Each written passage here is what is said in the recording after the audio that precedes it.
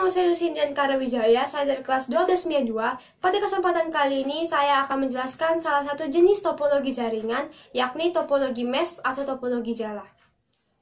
Pertama-tama saya akan menjelaskan apa arti dari topologi mesh. Topologi mesh atau topologi jala adalah sekelompok perangkat komputer yang saling terhubung secara langsung dalam sebuah jaringan sehingga dapat saling berkomunikasi.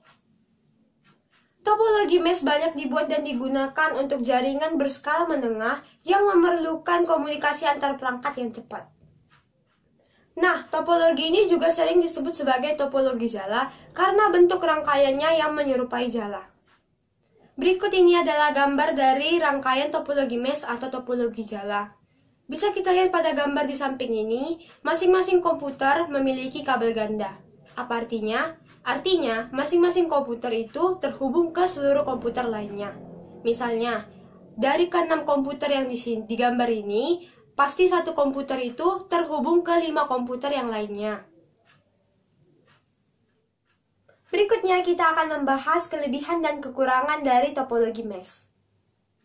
Yang pertama, kita akan membahas kelebihan dari topologi mesh. Kelebihan topologi mesh yang pertama adalah topologi mesh dapat mendeteksi gangguan dan kesalahan dalam jaringan dengan cepat.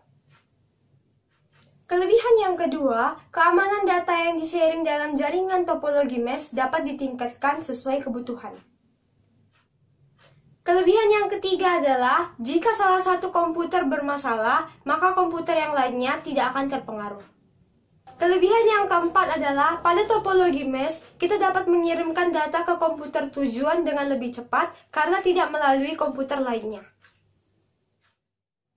Selanjutnya kita akan beranjak ke kekurangan topologi mesh. Kekurangan yang pertama adalah proses instalasi topologi mesh terbilang cukup rumit dan membutuhkan tenaga ahli dalam bidang komputer network. Yang kedua adalah topologi mesh membutuhkan lebih banyak biaya dibandingkan jenis topologi lainnya karena dia membutuhkan banyak kabel.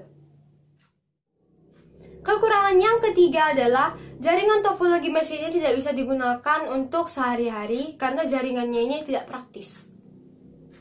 Kekurangan yang keempat adalah proses konfigurasi ulang masing-masing perangkat komputer dan perangkat lainnya, contohnya port output dan input, itu terbilang cukup merepotkan.